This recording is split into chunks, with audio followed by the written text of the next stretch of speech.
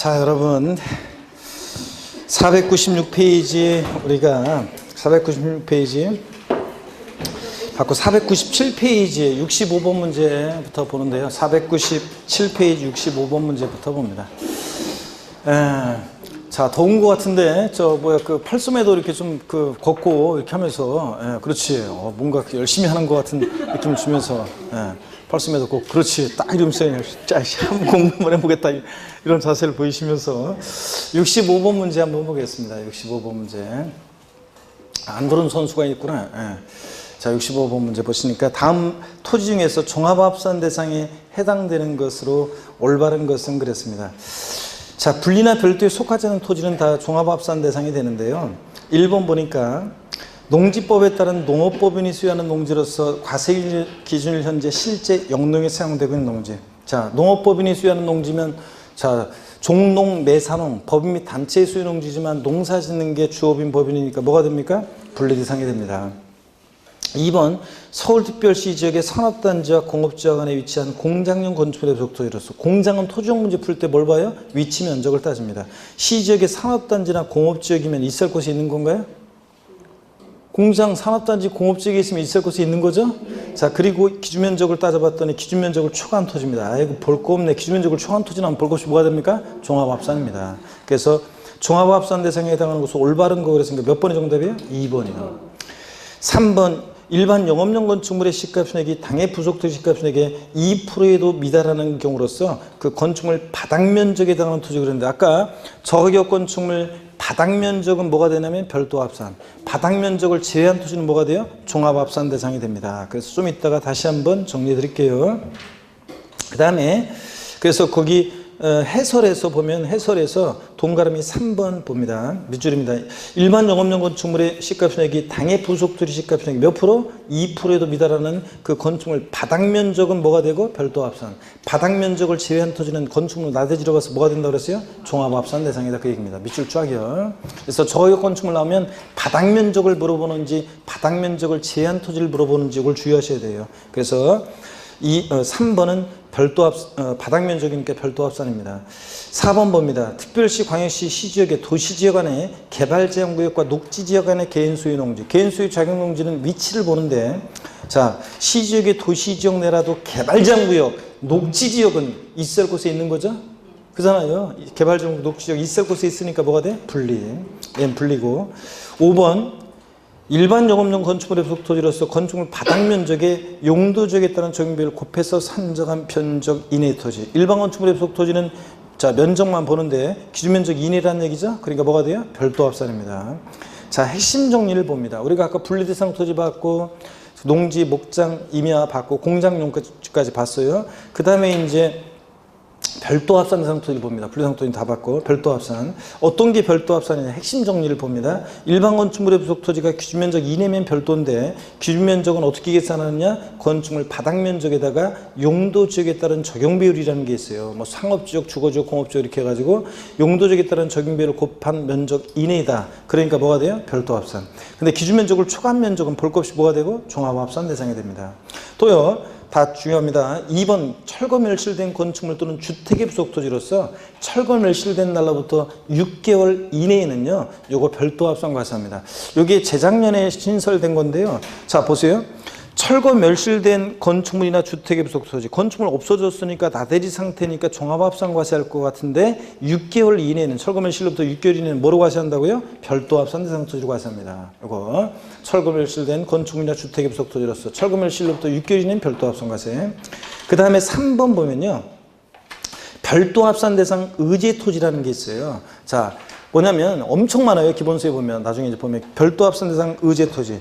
자, 어떤 거냐면 대개 업종의 특성상이요. 공지를 필요로 하는 업종이에요. 업종의 특성상. 그래서 업종의 특성상 공지를 필요한 업종이에요. 공지는 원래 나대지니까 종합합산이지만 이 업종의 특성상 공지를 필요한 업종이고 공지 상태지만 일정 면적까지는 사업용 토지로 봐요. 그 대표적인 예가 자동차 운전학원용 토지가 나오죠, 여러분들. 자, 여기 봅니다.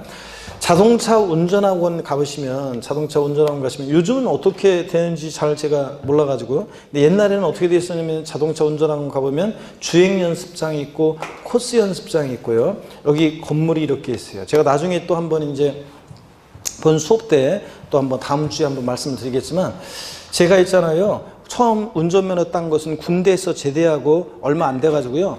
제가 군대 가기 전에는 운전면허 없었고요. 그 군대 제대하고서 얼마 안 있다가 운전면허, 저희 동네 운전면허 학원에 운전면허 따라 갔어요. 그랬더니 여기 그 사무실 갔더니 있잖아요. 사무실 갔더니 여기 사무실이고 여기 강의실이더라고요. 그런데 여기 사무실 갔더니 접수하는 여직원이 저희 동네 여자 후배였어요. 그래서 얘가 여상 나와가지고 아마 여기서 저 접수하는 직원으로 여기 취업했다고 한부터 모르고요. 어렸을 때 살았던 동네 여자 후배였는데, 그래가지고 본 지 오래됐었는데 얘가 나를 딱 보더니 어머 오빠 웬일이냐 그러면서 굉장히 뭐 반갑게 나를 맞아주더라고요. 그러면서 얘가 이제 저한테 뭐 커피도 빼다 주고 그러면서 시설도 안내해주고 막 이렇게 하면서 굉장히 이제 저 운전 가르쳐 주실 강사분도 소개하면서 동네 아는 오빠라고 하면서 잘 가르쳐 달라고 이렇게 얘기도 하고 그러더라고요. 그래서 제가 첫날 접수하고 오면서 역시 아는 사람이 있으니까 한국사에서는 역시 인맥이 최고다.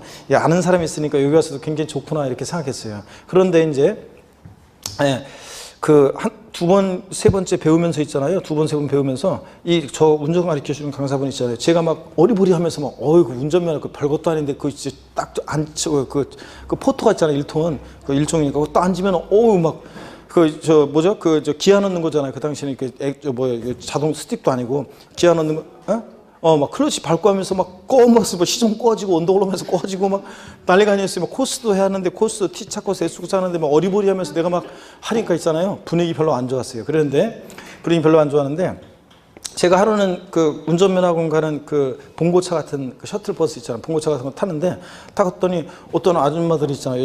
아줌마들이 방석을 안고 가면서 어떤 여자가 담배 두 갑을 옆에 놓고 갖고 가더라고요. 딱 그걸 제가 보는 순간 저도 군대 만기제대 병장으로 만기제대는 제가 눈치가 딱 있잖아요. 딱 보니까 저도 눈치챘어요. 그래가지고 저도 버스 내리자마자 매점 막 뛰어와가지고 그 담배 두 갑 싸가지고 있죠. 제 차례가 딱 됐는데 제 그 조수석에다가요 그 담배 두 갑을 딱 올려놨어요. 그랬더니 그 운전 가르치는 강사분이 딱 타다가 그거 딱 보시더니 뭘 이런 걸요. 웃으시더니 그날은 있잖아요. 내가 뭐 잘못하고 막 그래도 처음엔 다 그렇죠 뭐. 웃고 막 그러더라고. 분위기 좋았어요. 그래서 제가 집에 돌아오면서 무슨 생각을 했냐면 역시 한국 사회에서는 인맥도 최고고 이런 것도 중요하구나. 인맥도 중요하고 이런 것도 중요하구나. 제가 그때 느꼈습니다. 여러분 보세요. 운전면허 학원 가면요. 보세요. 이 운전면허 학원을 할 때는 자 일반 건축물처럼 일반 건축물 기준 면적은 건축물 바닥 면적에다가 용도적에 따른 적용 배율을 곱해서 요만큼은 별도 합산 나머지는 종합 합산 기준 면적을 총합해서 이러면 안 되잖아요. 운전면허 학원 하려면 공지 상태지만 이 업종상 일정한 공지를 필요한 업종이기 때문에 일정 면적까지는 다 뭐 한다고요? 별도 합산 과세합니다. 상가 토지로 봐가지고 사업용 토지로. 또 운수회사의 차고지 같은 데 가보세요. 운수회사의 차고지 가면 컨테이너 박스 하나 있고 기사분도 관리하는 그리고 공지잖아요. 버스나 택시 세워두려면. 그러니까 이 차고지는 운수회사의 차고지는 일정 면적까지는 공지 상태지만 이 업종하는데 꼭 필요하니까 다 뭐래요? 사업용 토지로 봐서 별도 합산 과세하는 겁니다. 자 그런 것들이 한번 볼까요 거기? 보니까 자동차 운전학원용 토지, 업종을 상상을 해보세요. 머릿속에. 운수회사의 차고용 토지, 또 장사 등에 관한 법률에 따른 법인묘지용 토지, 무슨 공원묘지 같은 거예요. 이거 다 돈 받고 몇 쓰는 거잖아요. 공지상태죠. 회원제 골프장이 아닌 골프장용 토지 중 원형이 보존되는 임야, 뭐 이런 등등해서. 나중에 보면, 저를 보세요. 나중에 보면 기본세법 뭐 엄청 많이 나와 있는데 시험에서는 막 그 중에 하나씩 뽑아서 내요. 깔아놔요, 지문에. 어떤 것들이냐면,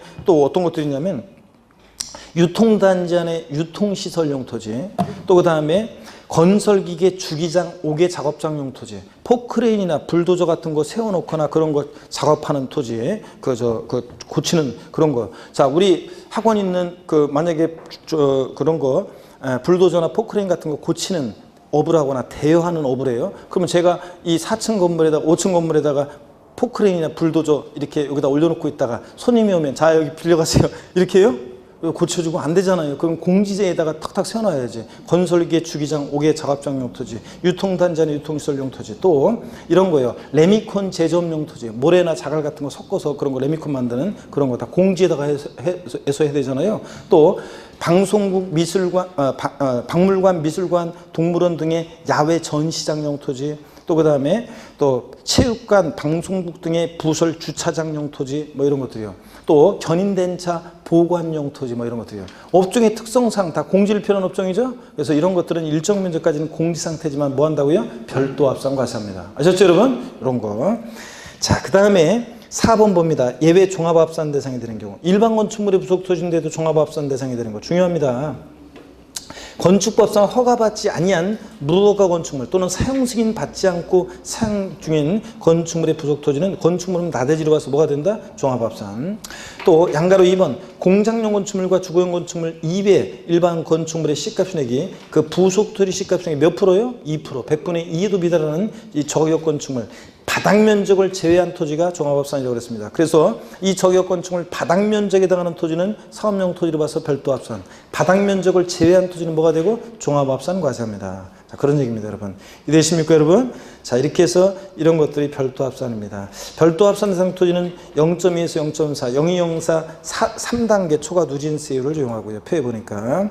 자, 그래서 시지역 시지역의 공장용 건축물의 부속 토지로서 자, 공장 아까 공장이 시지역의 주거지역이나 시지역의 산업단지랑 공업적 이외에 뭐 주거지역이나 상업지역 같은 데 있다 기준면적 이내면 뭐 한다고 그랬어요? 별도 합산 과세하고 일반 영업용 건축물의 부속 토지로서 기준면적 이내면 별도고 철거 멸실된 건축물이나 주택의 부속 토지 요거 6개월 이내는 요거 별도 합산 과세한다고 그랬고 또 별도 합산 과세를 상당한 이유가 있는 토지 별도 합산 과세하고 자 자동차 운전하고 있는 토지 같은 거 자 그러면요 그 65번 문제 그래서 받고 넘어가서 한번 66번 문제를 한번 보겠습니다.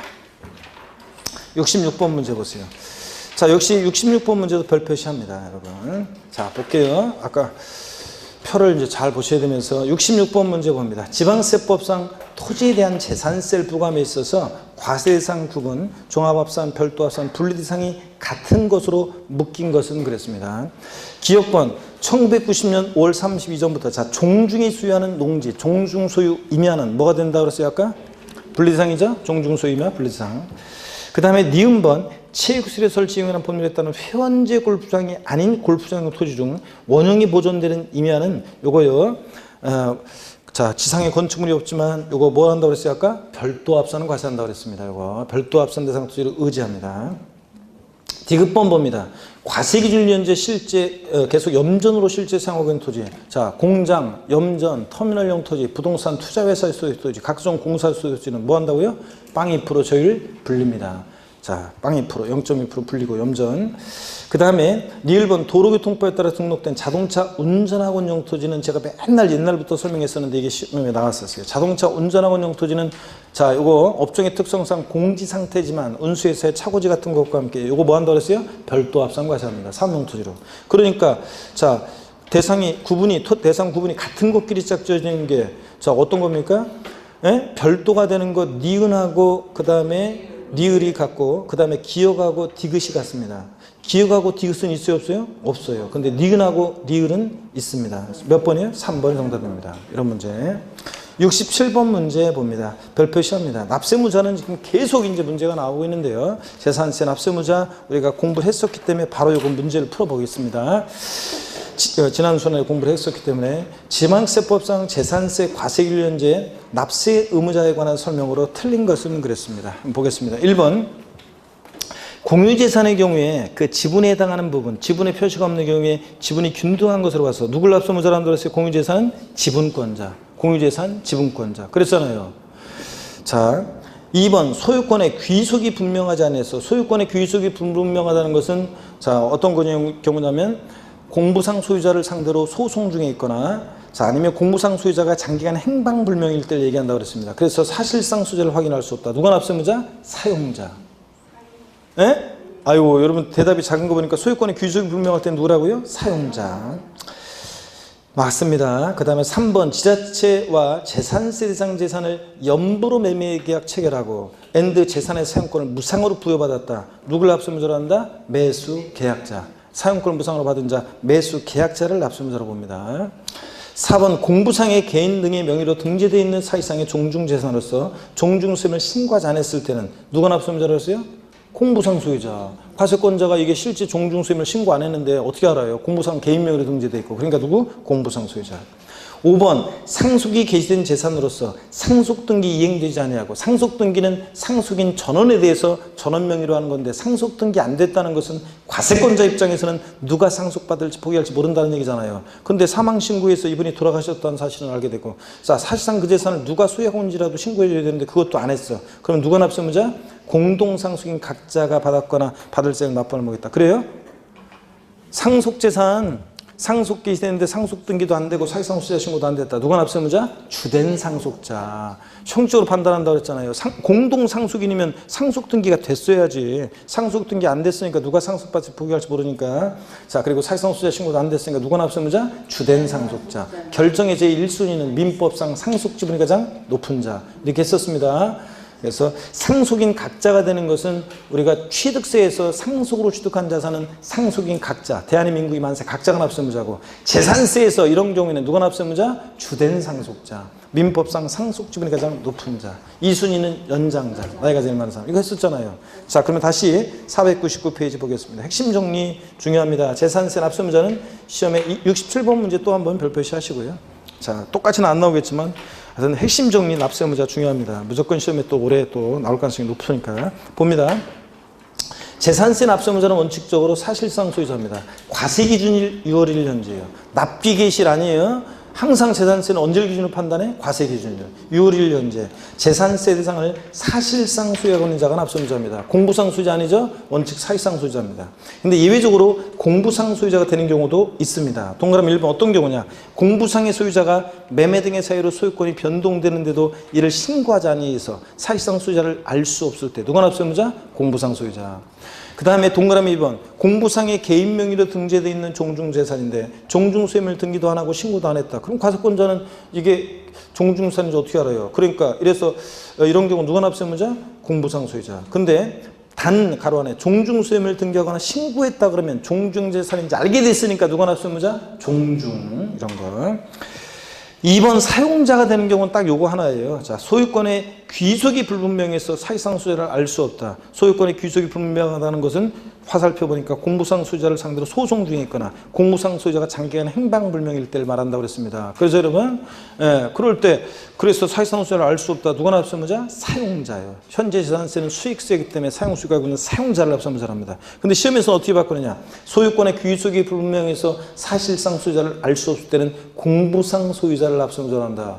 아니에요. 공부상 소유자는 어디 간지 알 수 없거나 그 자를 상대로 소송 중에 있으니까 누가 납세의무자? 사용자. 그 다음에 3번 매수계약자가 되는 경우 동그라미 기억번 반드시 국가, 지자체, 지자체 조합과요. 무슨 법인과 그러면 법인이 납세의무자가 돼요. 국가, 지자체, 지자체 조합과 엔드 그냥 매매계약이 아니라 뭐 연부매매계약체라고 그 사용을 무상으로 한다. 그러면 공부상으로는 국가 등의 소유지만 실질적으로는 권리변동이 매수계약자한테 됐다고 봐서 누가 납세의무자? 매수계약자입니다. 동그라미 니은번도 같은 구조인데요. 국가가 선수금을 받아 조성하는 매매용 토지로서 사실상 조성이 완료된 토지 사용권을 무상으로 받은 경우에는 자, 사용권을 무상으로 받은 자를 매수 계약자로 본다고 법령이 되어 있어요. 그 말은 누가 납세의무자가 되느냐? 사용권을 무상으로 받은 자. 이 자가 납세의무자입니다.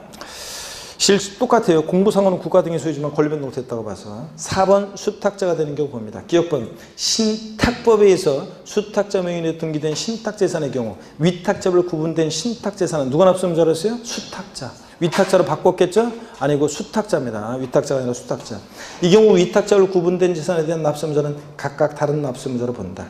니은번 신탁법에 따라 수탁자 명의로 등기된 신탁재산에 대한 재산세가 체납된 경우에 지방세법 기본법 규정에 불구하고 재산세가 체납된 해당 재산에 대해서만 압류할 수 있다. 당연히 그렇죠. 세금을 체납한 재산만 압류해야지. 근데 다만 재산세가 체납된 재산에 속한 신탁의 다른 재산인 경우에 다른 재산에 대해서 압류할 수 있다. 자, 이런 얘기라고 그랬습니다. 여기 보세요, 여러분들. 자, 이게 어떤 거냐면 이런 거예요. 자, 신탁법에 의한 신탁을 하는데요. 신탁법에 의한 신탁을 하는데 갑이란 사람과 을이란 사람이 믿고 맡기는 위탁자. 그 다음에 자, 병이란 사람이 수탁자입니다. 수탁자. 자, 수탁자고. 갑은요, A 토지를 신탁했고 또 A 다시도 신탁했어요. 자, 갑은. 을이라는 사람은 B 토지를, 을은 B 토지를 신탁했어요. 그럴 때 수탁자의 고유 토지도 있는데 수탁자 고유 토지 C라는 토지는 원래 수탁자의 고유 토지입니다. 이건 수탁자의 고유 토지고요. 원래 자기 토지고. 자, 어떻든 간에 신탁하게 되면 다 병명의로 등기 등록이 됩니다. 그럴 때 위탁자별로 구분된 A와 A-B 토지에 대한 재산세 납세무자는 누구라고요? 수탁자가 납세무자입니다. 그죠? 자, 그런데 만약에 요번에요. A라는 토지가 세금을 체납한 토지예요. 세금을 체납한 토지입니다. 그러면 자, 세금을 체납한 토지만 압류할 수 있는 거지. 예, 압류할 수 있는 거지. 자, B 토지하고 C 토지는 요거는 압류하면 돼요, 안 돼요? 안 되지. 그죠? 요건 압류하면 안 되고. 근데 자, 세금을 체납한 재산이 속한 신탁에 다른 재산이 있어요. A와 A-는 갑이 신탁했잖아요. 세금을 체납한 재산이 속한 신탁에 다른 재산이 있을 때 이 A- 다른 재산은 압류할 수 있다, 없다? 압류할 수 있다, 없다? 있다는 얘기입니다. 세금을 체납한 재산이 속한 신탁에 다른 재산이 있을 때 다른 재산 압류할 수 있습니다, 여러분. 아시겠습니까, 여러분? 지금 그 얘기잖아요. 원래 세금을 체납한 토지만 압류할 수 있어요. 다만 세금을 체납한 재산이 속한 신탁에 다른 재산이 있을 때 다른 재산 압류할 수 있습니다. 근데 B 토지나 C 토지는 압류하면 안 되지. 그잖아요, 여러분. A 토지가 세금을 체납했을 때. 자, 교재 봅니다. 그 다음에 계속 이어서 보니까 5번에 주된 상속자가 되는 경우 봅니다. 상속이 개시된 재산인데 상속 등기도 안 됐다. 사실상 소자 신고도 안 됐다. 그럼 누가 납세무자? 주된 상속자. 결정의 제1순위는 민법상 상속 지분이 가장 높은 자. 2순위 누구라고요? 연장자. 나이가 제일 많은 사람. 상속 지분이 가장 높은 자가 1인 이상일 때는. 이거 근데 아까 공동 상속인이 납세무자가 된다. 상속 등기 안 되는데 누가 상속받이 포기할지 모르는데 공동 상속인 아닙니다, 여러분. 자, 상속 등기 됐다 그러면 상속인이지만 상속 등기 안 됐어요? 사실상 소유자 신고라도 해줬으면 사실상 소유자인데 자, 둘 다 안 했을 때 누구? 주된 상속자. 그냥 사망 신고에서 상속 순위를 보고 형식적으로 판단합니다. 6번 지분권자 되는 경우 공유재산의 경우에 지분에 해당한 부분 지분의 표시가 없으면 균등한 것을 봐서 지분권자입니다. 갑지분 60%, 을지분 40%를 공유하는 공유재산 누가 납세무자냐? 지분권자. 갑은 60%, 을은 40% 지분에 대해서. 자, 갑을이 공유하고 있는 부동산인데 지분의 표시가 없어 그러면 균등한 것으로 봐서 갑 50%, 을 50%에 대해서 각각 지분권자가 납세무자가 된다는 얘기입니다. 이해되십니까, 여러분? 이건 지분이 가장 큰 자로 한다. 땡. 지분의 표시가 없으면 지자체장이 지정하는 사람으로 한다. 땡. 공유재산 누가 납세무자? 지분권자. 자, 그 다음에 7번 환지계획에서 환지로 정하지 않냐고 채비지 보류지로 정한 경우에 채비지 보류지는 누가 납세무자? 사업시행자입니다. 사업시행자. 사업시행 전 토지 소유자 아닙니다. 그 다음에 또 어떤 저기에서는 모의고사에서는 시공업체 아닙니다, 여러분들. 사업시행자입니다. 8번 봅니다. 과세 기준일에 양도 양수가 있다. 자, 누가 납세무자입니까? 양수인. 하필이면 딱 과세 기준 6월 1일 날 잔금을 치렀다. 누가 납세무자? 양수인입니다. 아, 그래서 이런 거 했었잖아요, 여러분들.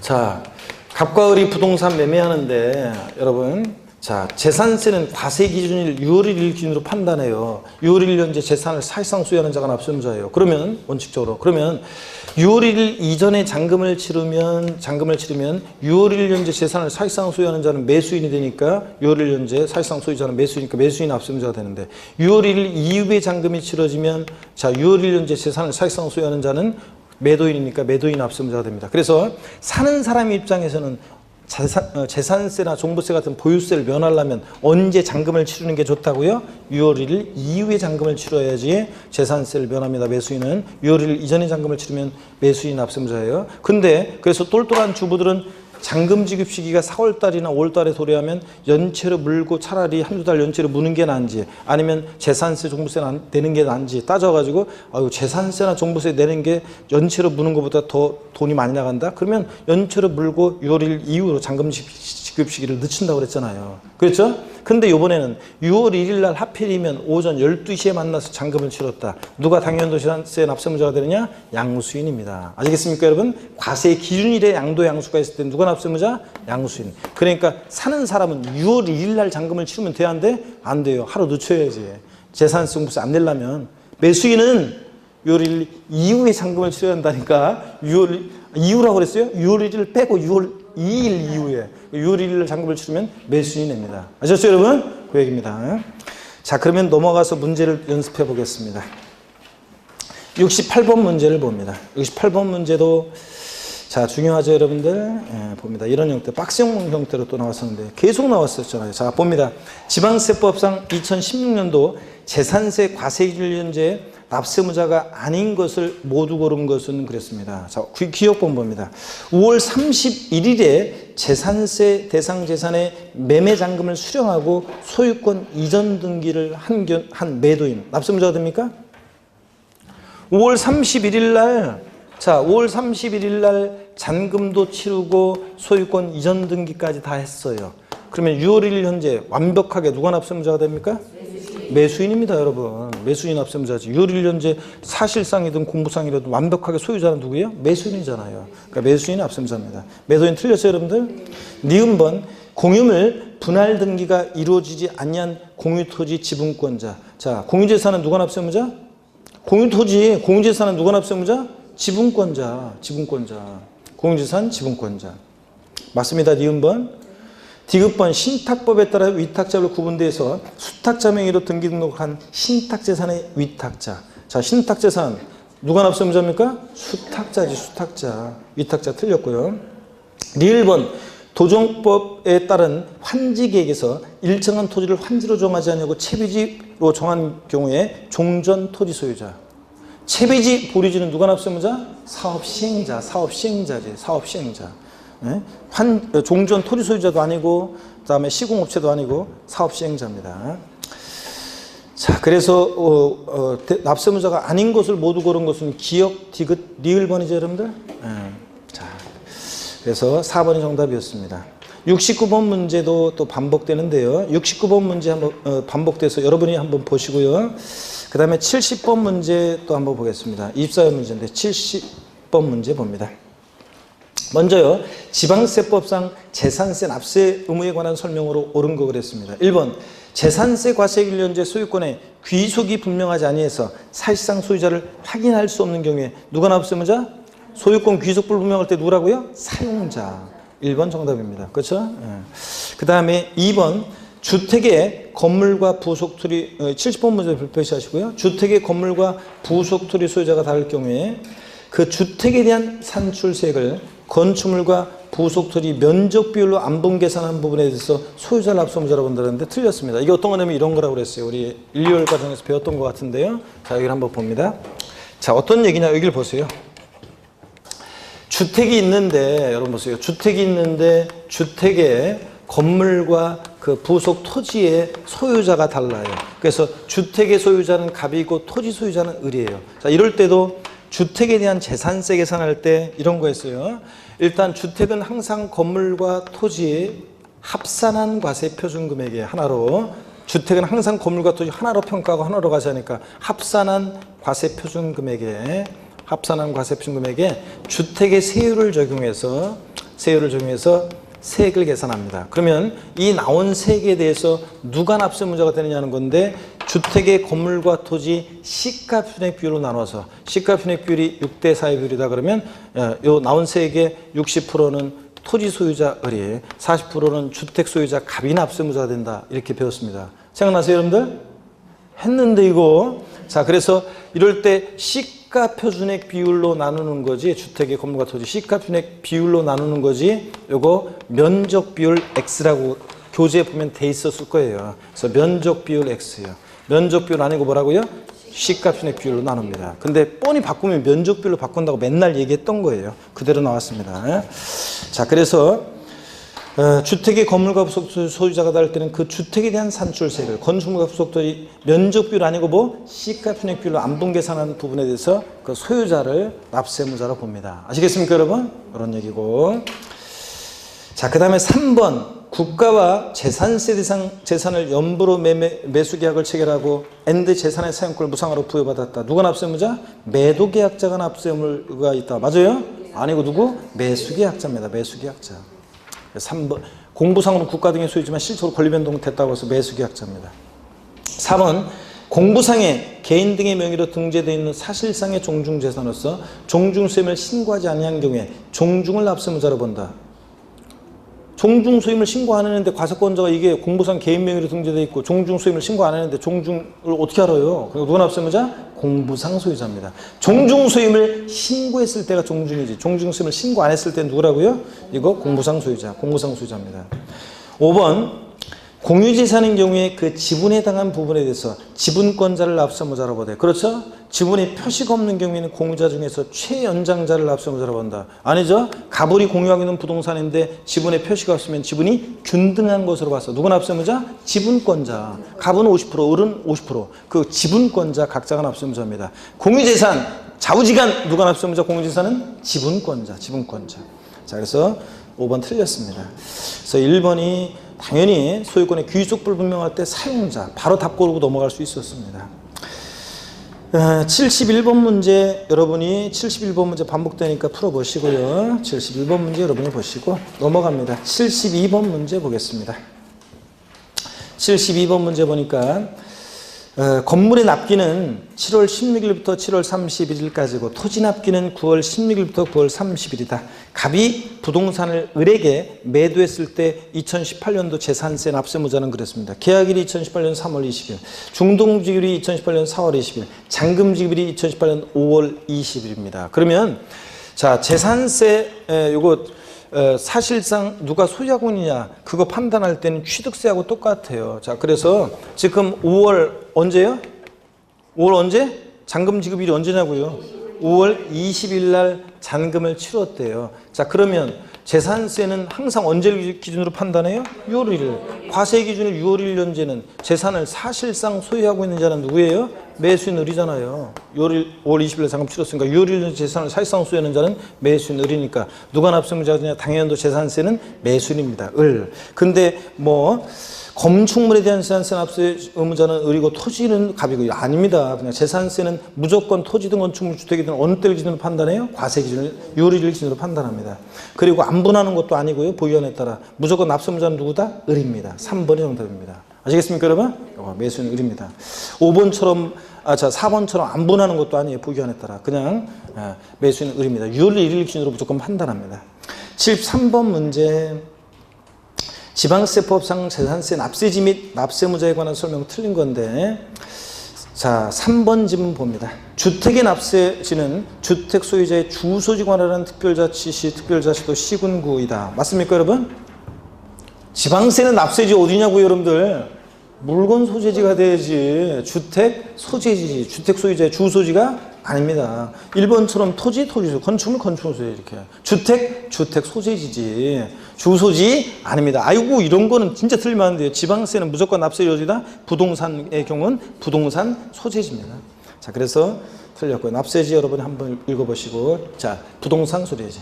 74번 문제 보겠습니다. 또 이런 형태의 문제도 또 역시 또 나옵니다. 74번도 별표시 하시고요. 문제, 이런 형태의 문제를 좀 익혀두시라고. 자, 봅니다.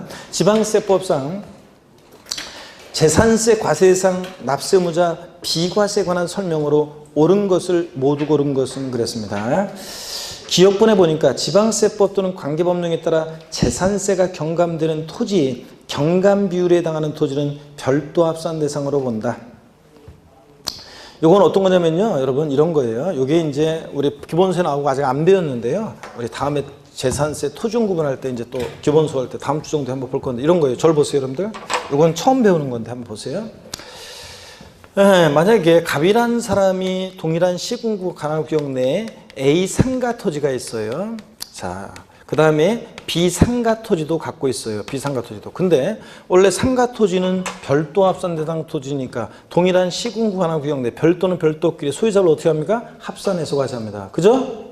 원래 별도는 별도, 종합은 종합끼리 합산하잖아요. 근데 이 비상가 토지가 만약에 재산세가 비과세되거나 면제되거나 자, 감면 대상이 되는 토지예요. 자, 그러면 감면 대상이 되는 토지예요. 그러면 여러분 보세요.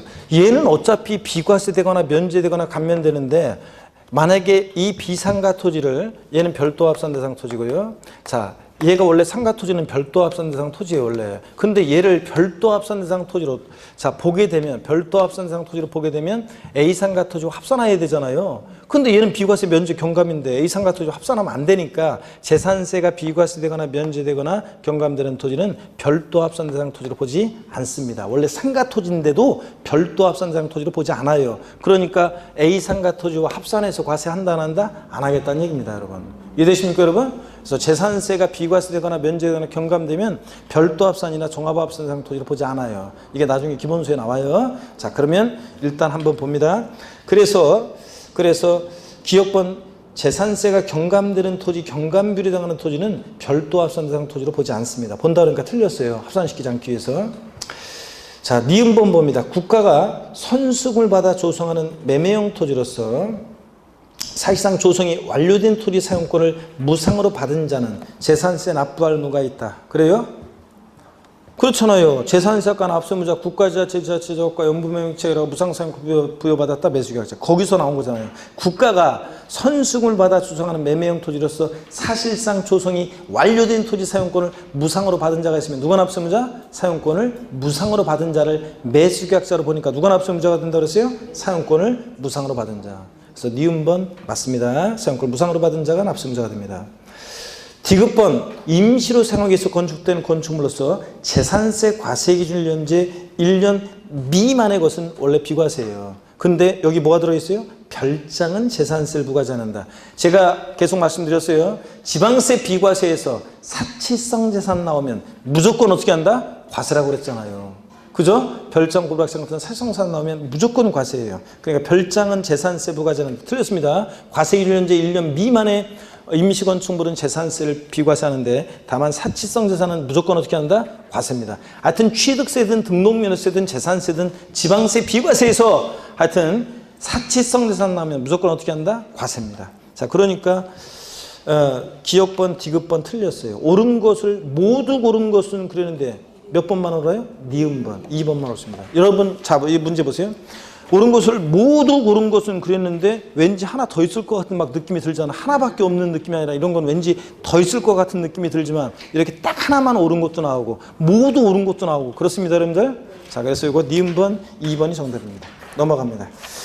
504페이지에 제2절 과세 표준 및 세율입니다. 우리 재산세 과세 표준은요, 거기 본문을 먼저 보겠습니다. 해설을 좀 보세요, 여러분들. 해설을 먼저 봅니다. 재산세 과세 표준. 재산세는 보통 징수 방법으로 과세 표준과 세율을 결정하기 때문에 지자체에서 과세 표준을 정해야 하는데 과세 표준은 과세기를 현재 시가표준에 의하는데 밑줄이었죠, 이거? 개인 법인 소유에 관계없이 항상 지자체장이 무엇으로 과표를 결정한다? 시가표준액을 기준으로 합니다. 그래서 법인 소유 재산은 법인 장부상 입증되는 가격을 재산세 과세 표준한다. X입니다. 법인 소유 재산도 무엇으로요? 시가표준액 결정합니다. 다만 동그라미 1번 토지건축물 주택에 대한 과세 표준은 과세 기준 현재 시가표준액으로 한다 그러면 틀리고 여기다가 반드시 뭘 곱하라고 그랬어요? 공정 시장가액 비율이라는 것을 곱하여서 산정가액으로 합니다. 밑줄 쫙이요. 자, 그럴 때 공정 시장가액 비율이 토지건축물은 시가표준에다가 공정 시장가액 몇 프로요? 70% 곱한 금액이고 주택은 시가표준에다가 공정 시장가액 몇 프로? 60% 곱한 금액이고 공정 시장가액 비율도 무조건 외우셔야죠. 토지건축물 70, 주택은 60% 곱한 금액이다. 다만 동그라미 2번 선박항 공개되는 과세 표준은 과세 기준 현재 뭐로 합니까? 시가표준액으로 합니다. 얘는 공정 시장가액 비율 곱한다? 안 곱해 선박항 공개다. 이거잖아요. 아, 이거 했는데 11월, 12월, 1, 2월. 자, 특히 1, 2월 달에랑 75번 문제 봅니다. 별표시 하시고요.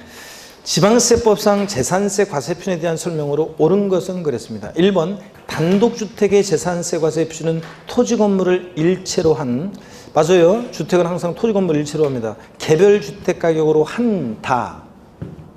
이러면 틀리다고 그랬잖아요. 주택의 시가표준액은 개별 주택 가격이나 공동주택 가격인데 여기다가 반드시 뭘 곱해라고요? 시가표준액에다 뭘 곱해야 돼? 공정시장가액 비율을 곱해야 되잖아요. 공정시장가액 비율을 60% 안 곱했으니까 1번은 맞아요? 틀렸습니다. 2번 건축물의 재산세 과세 표준은 거래가격 등을 고려해서 시장군수구청장이 결정한 가액으로 한다. 그래요? 아니에요. 시가표준액에다가 반드시 뭘 곱해야 돼? 공정시장가액 비율 70% 곱한 금액입니다. 그죠, 여러분들? 금방 봤잖아요. 안 곱힌가 틀렸고. 3번 토지 재산세 과세 표준은 개별 공시지가로 한다. 마침표. 이러면 틀리다고 그랬잖아요. 토지 시가표액은 개별 공시가인데 반드시 여기다 뭘 곱한다? 공정시장가액을 곱해야지. 토지니까 몇 프로? 70%. 안 곱했으니까 틀렸죠? 예. 4번 공동주택의 재산세 과세표는 법령에 따른 시가표액의 100분의 60을 곱하여 산정가액으로 한다. 시가표에다가 주택인데 공정시장가 몇 프로? 60%. 곱했잖아요. 단독이든 공동이든 별장이든 고주택이든 주택은 공정시장가 몇 프로? 60%. 맞잖아요. 시가표에 공정시가 곱했으니까 60%. 4번 정답입니다. 5번 건축물의 재산세 과세표는 법인의 경우 법인 장부에 증명되는 가액으로 한다. 그래요? 아닙니다.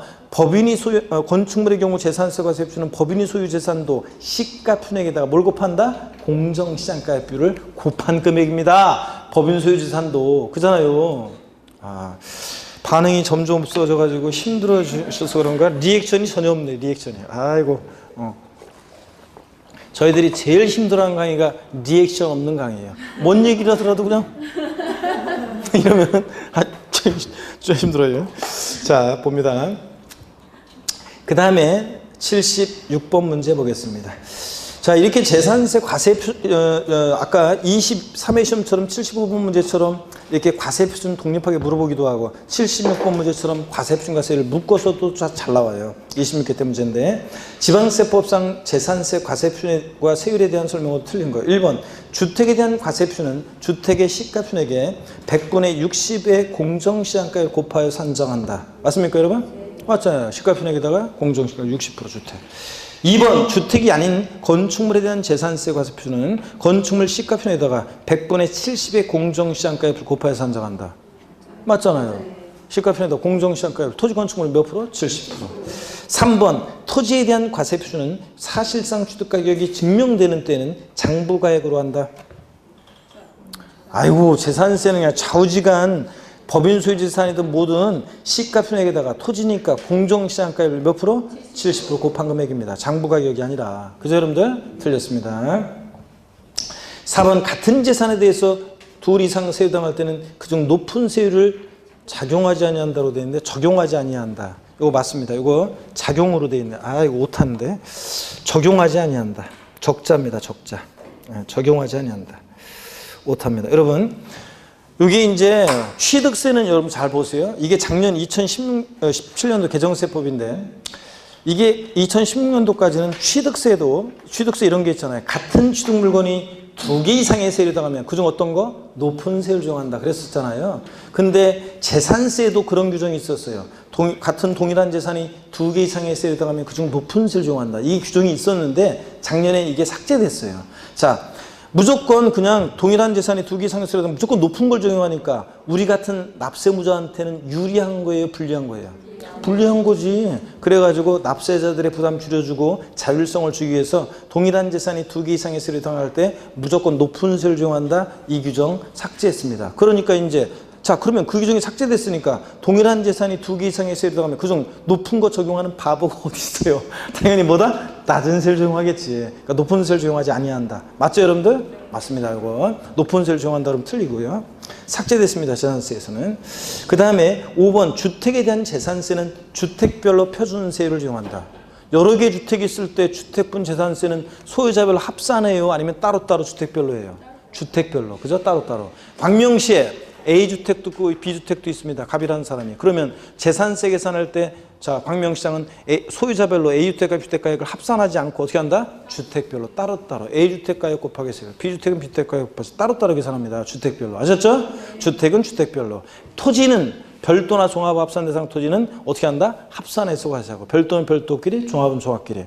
그랬잖아요 여러분. 이건 기초부터 한 건데 11월, 12월, 1월 자 3, 4월, 9 아직 3월 달 안 했지만 자 그런 얘기입니다. 그래서 주택별로 표준세율 적용한다. 맞습니다. 76번 문제도 별표시고 77번 문제 봅니다. 77번 문제도 역시 자 중요하네요. 이것도 이해를 돕기 위해서 보시니까 지방세법상 재산세 과세 대상에 대한 표준세율 적용에 대한 설명으로 틀린 거 그랬습니다. 1번에 납세무자가 해당 지자체 관할구역에 소유하고 있는 종합합산 대상 토지가액을 모두 합한 금액을 과세표준에서 종합합산 대상의 세율을 적용한다. 자, 별도는 별도, 종합은 종합끼리 어떻게 합니까? 합산해서 과세한다고 그랬잖아요. 맞죠, 여러분들? 그 다음에 2번 납세무자가 해당 지자체 관할구역에 소유하고 있는 별도 합산 대상 토지가액을 모두 합한 금액을 과세표준에서 별도 합산 대상의 세율을 적용한다. 맞잖아요. 별도도 별도끼리 소유자별로 어떻게 합니까? 합산해서 과세합니다.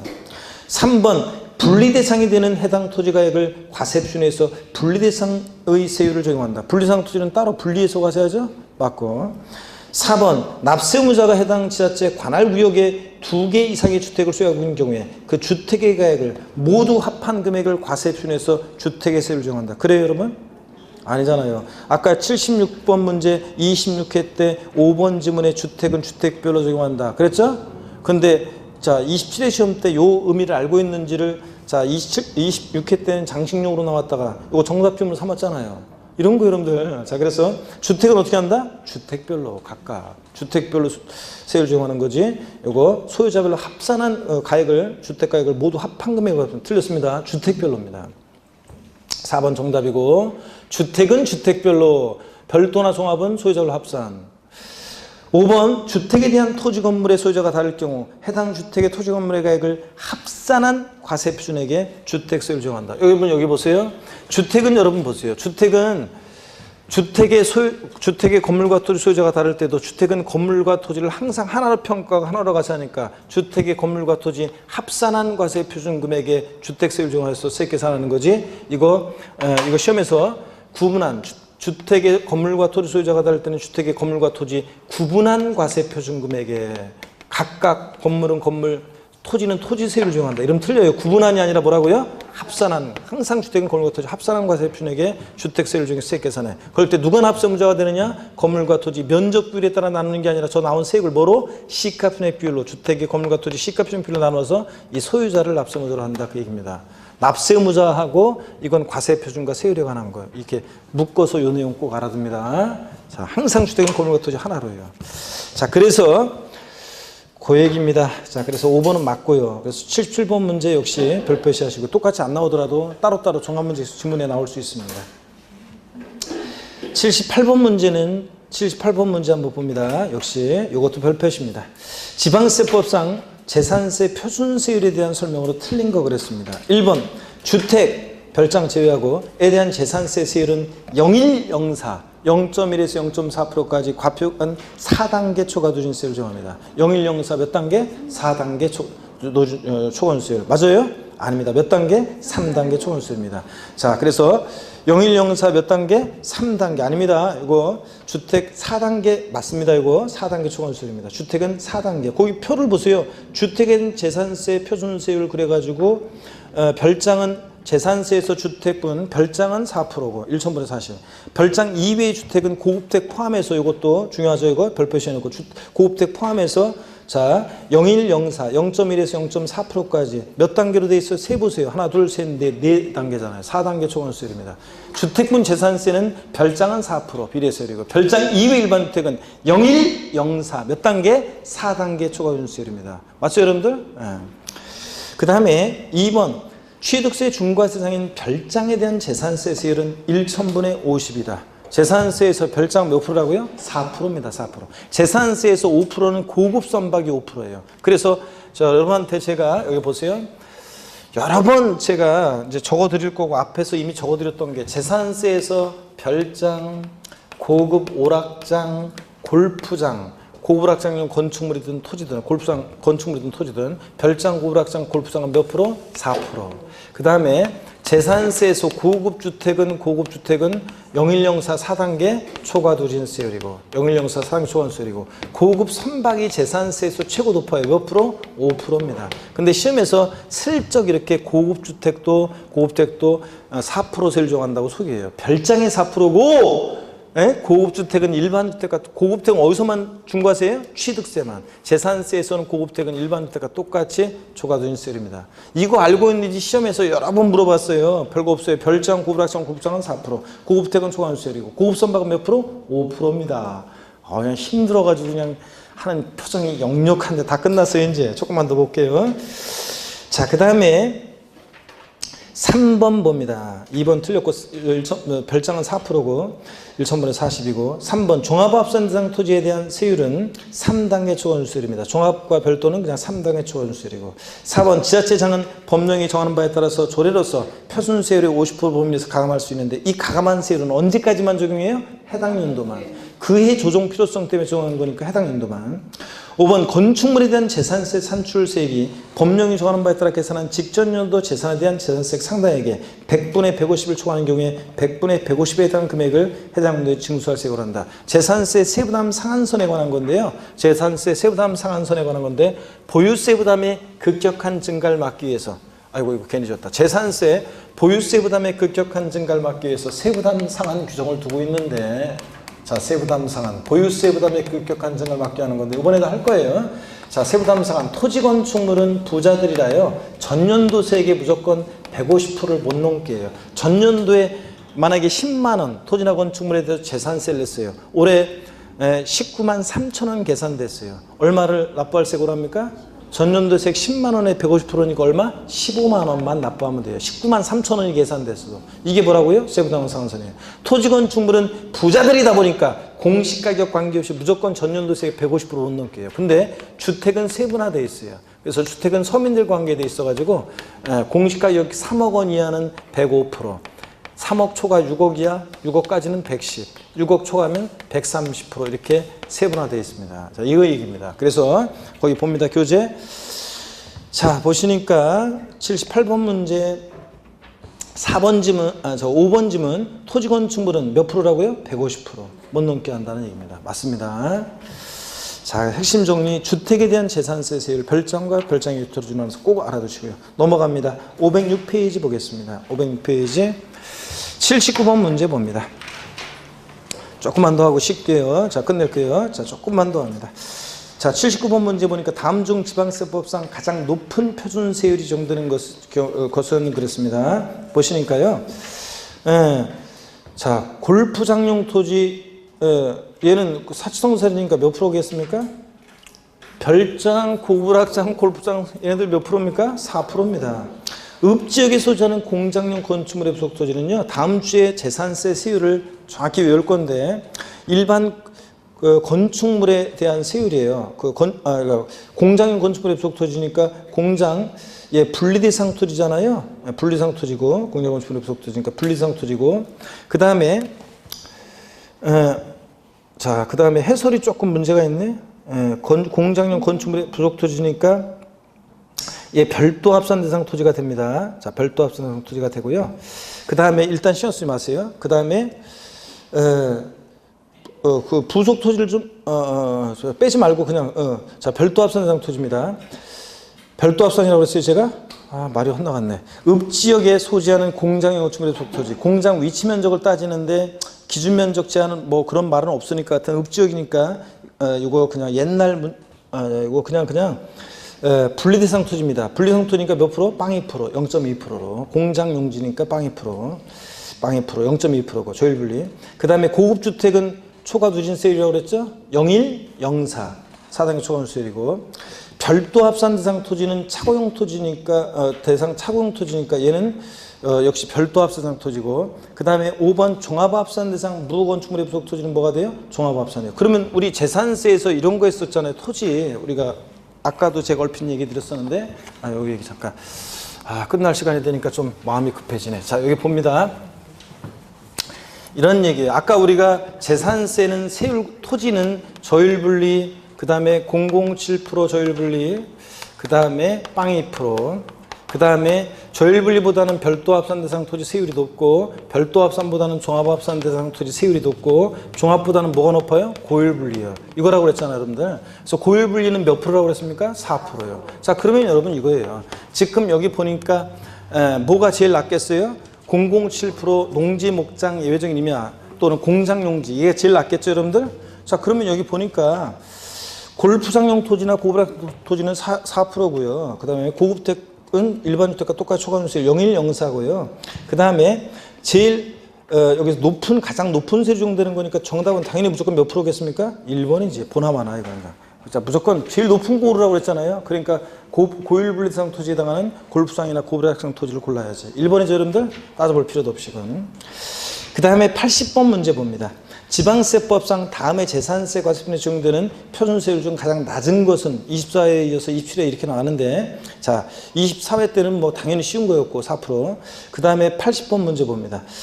과세 표준이 5천만 원인 종합합산상 토지, 과세 표준이 2억 원인 별도 합산상 토지. 이럴 때는 세율이 어떻게 됐더라? 이러면 이제 틀리는 거예요. 자, 그 다음에 과세 표준 금액이 20억 원인 분리상 목장용지. 목장은 몇 프로? 조일 분리니까 몇 프로입니까? 007%. 농지 목장의 요지입니다. 007%고.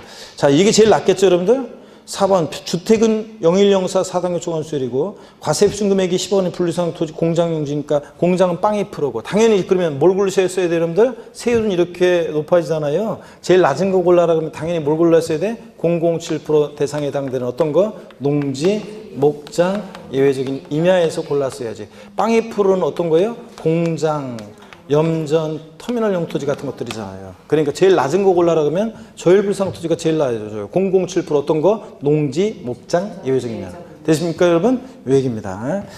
다음 시간에 세율은 핵심 정리, 요거 핵심 정리 중요 표시해놓고 세율 자세하게 제가 설명을 드릴게요. 다음 시간에. 오늘은 세율을 하다 보면 좀 여러분 정신이 혼미해가지고 지금은 들어오지가 않으니까 이렇게 하고요. 그 다음에 81번 문제는 81번 문제는 한번 보겠습니다. 81번 문제 507페이지. 오늘 문제 어디까지 할 거냐면 81번 문제만 풀고 오늘 마칠게요, 여러분들. 81번 문제만 풀고 오늘 마칠게요. 자, 한번 보겠습니다. 지방세법상 재산세 과세 표준과 세율에 관한 설명으로 옳은 거 그랬습니다. 22회 때 문제. 1번 지자체장은 세율 조정이 불가피하다고 인정되는 경우 조례가 정한 바에 따라서 표준 세율의 50% 범위에서 가감할 수 있으며, 가감한 세율은 5년간 적용한다. 당연히 여러분 해당 연도만 적용한다 그랬습니다. 2번 건축법 규정에 따른 다가구 주택은 1가구가 독립하여 구분 사용할 수 있도록 분리된 부분을 1구의 주택으로 보며, 그죠 여러분? 보지 않은 다름 틀리고, 이 경우 부속토지는 건물 면적 비율에 따라 각각 나눈 면적을 1구의 부속토지로 본다. 맞습니까 여러분? 맞잖아요. 다가구주택은 공동주택법상 단독주택인데도, 아까 봤는데 아까 시간에 본 수업 시간에 다가구주택은 주택법상 단독주택인데도 재산세, 지방세에서는 공동주택과의 과세형평을 위해서 매 한 가구마다를 독립한 1구의 주택으로 본다 그랬잖아요. 맞습니다, 여러분들. 요거.